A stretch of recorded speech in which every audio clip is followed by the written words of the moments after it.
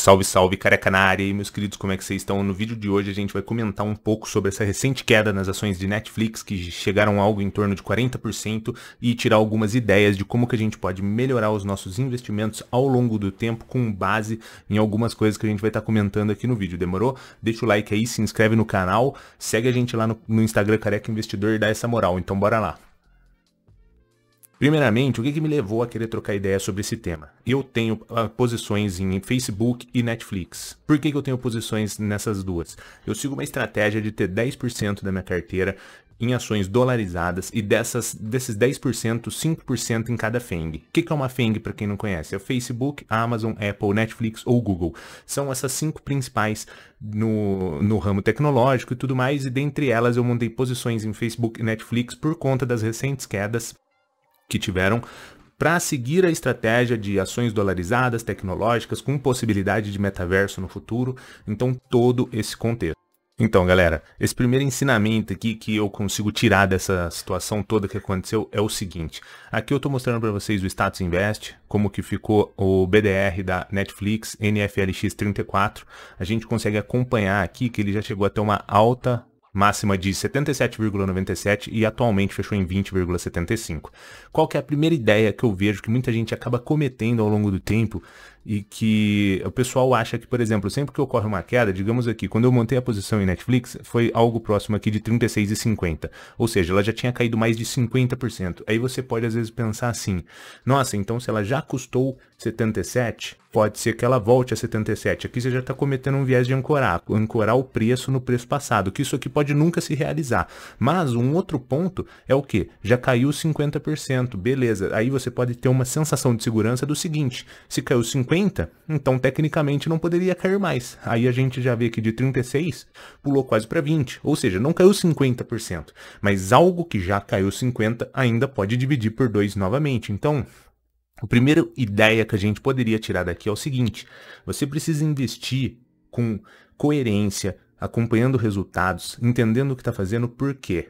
Sempre quando cai 50% ainda pode cair mais 50%. Você precisa tomar decisões baseadas em racional, em números e não simplesmente em expectativa.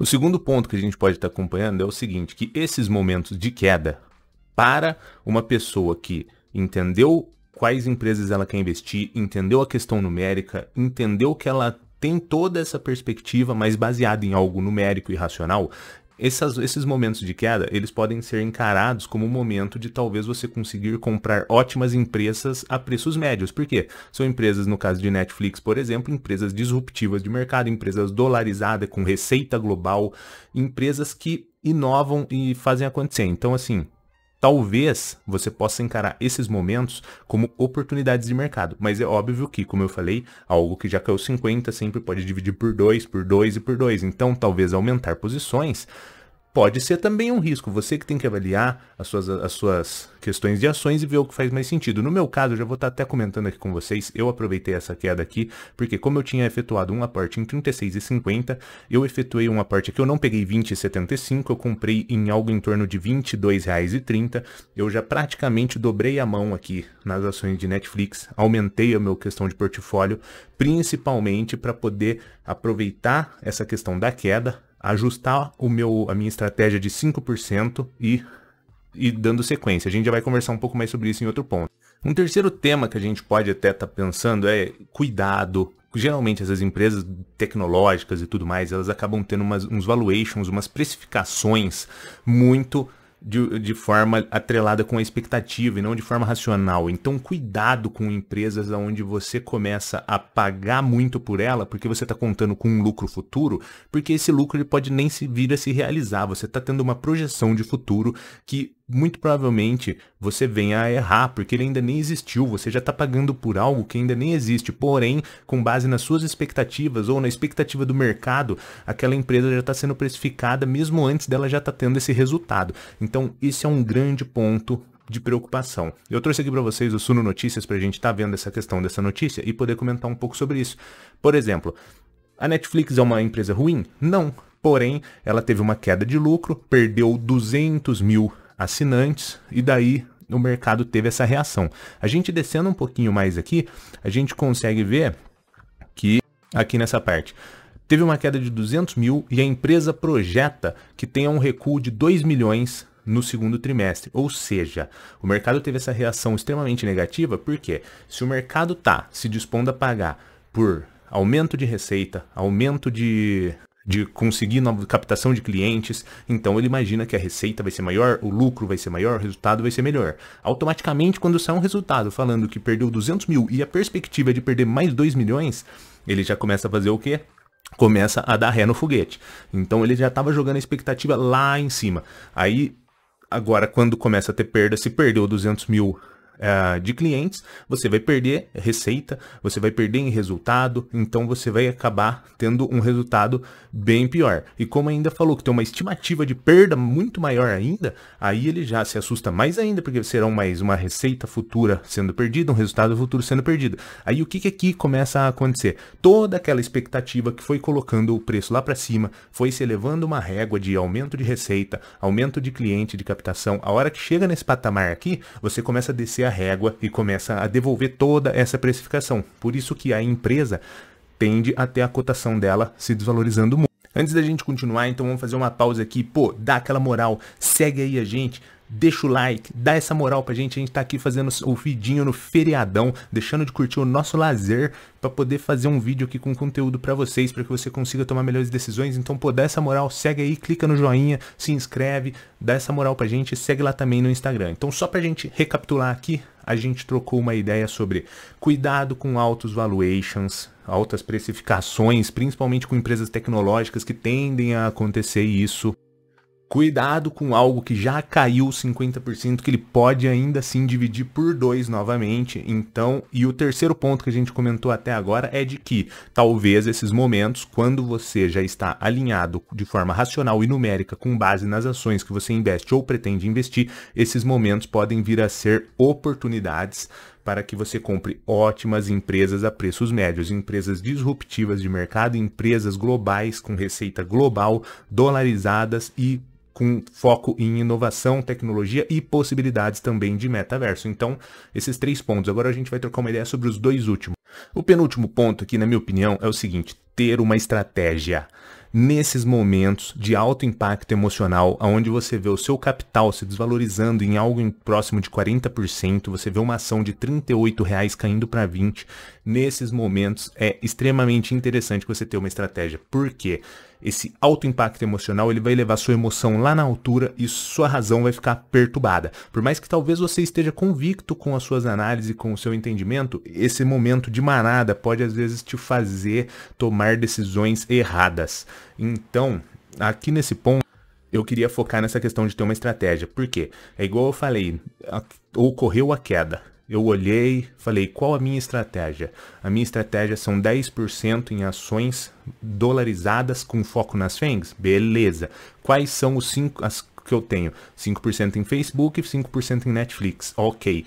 Netflix caiu, não tenho mais 5%. Dólar também está tendo uma queda. Então, como na minha tese, Netflix compunha, então é uma oportunidade para que eu possa aumentar a minha posição e ajustar a 5%. Então a questão de você ter uma estratégia para você seguir te blinda de talvez você tomar decisões erradas no tempo por conta de emoção.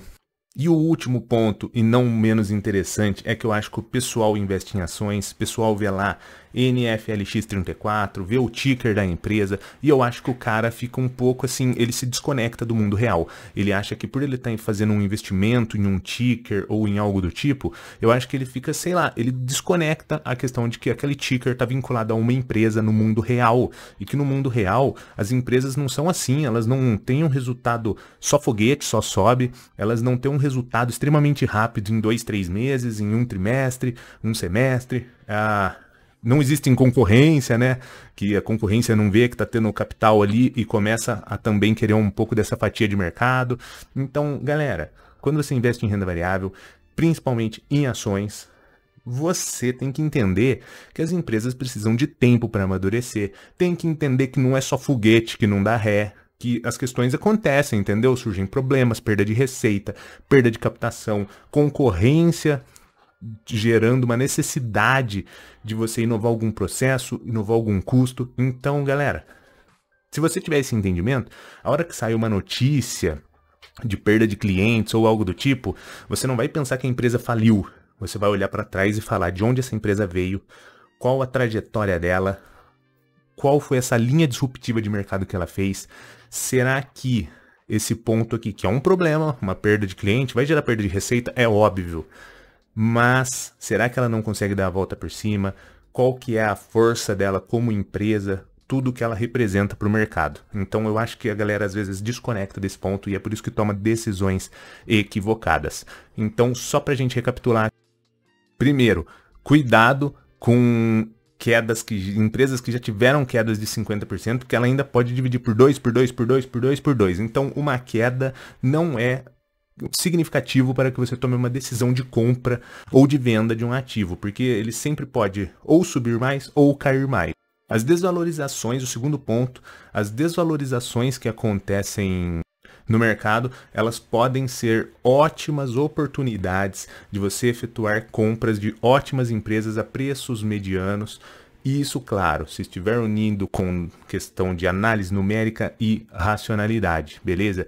Terceiro ponto, cuidado com empresas com valuations, precificações muito grandes.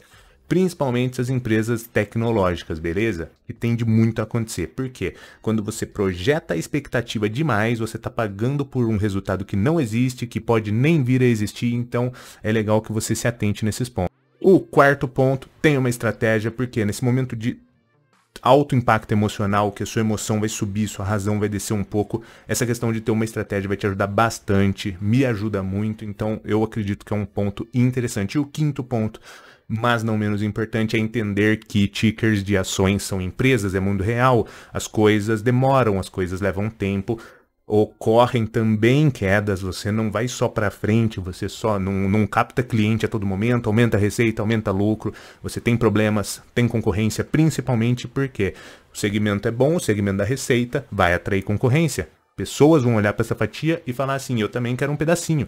Então entenda essa conexão de que ações são investimentos, porém são vinculadas com empresas, mundo real, fechou?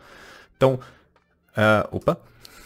esse vídeo aqui não é uma recomendação de investimento, você sabe já disso, eu falo em todos os vídeos, você que é responsável por estudar, efetuar essas análises, porque a grana é sua, o risco ou o lucro, no fim das contas, vai ser seu, então você que é responsável, beleza? O intuito desse vídeo aqui foi só pra gente trocar essa ideia, pegar esses pontos que a gente pode projetar nos nossos investimentos futuros ou nos investimentos atuais e tomar melhores decisões, fechou? Deixa o like aí, dá essa moral pra gente, pô, se inscreve aí no canal, deixa o like e segue a gente lá no Instagram, Careca Investidor, valeu!